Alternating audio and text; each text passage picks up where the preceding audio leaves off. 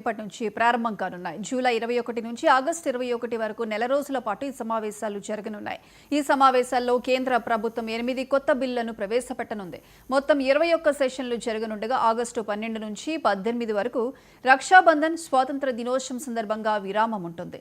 ఈ వర్షాకాల సమావేశాల్లో ప్రభుత్వం ప్రవేశపెట్టనున్న బిల్లుల్లో జాతీయ క్రీడా పాలన బిల్లు, భూ సంపద స్థలాలు, భూ పరిరక్షణ నిర్వహణ బిల్లు, గనులు ఖనిజాల సవరణ బిల్లు, జాతీయ యాంటీ డోపింగ్ బిల్లు, మణిపూర్ వస్తు సేవల పన్ను సవరణ బిల్లు, జన్ విశ్వాస్ సవరణ బిల్లు, భారతీయ నిర్వహణ సంస్థల సవరణ బిల్లు, పన్ను చట్టాల బిల్లులను ప్రవేశపెట్టనుంది.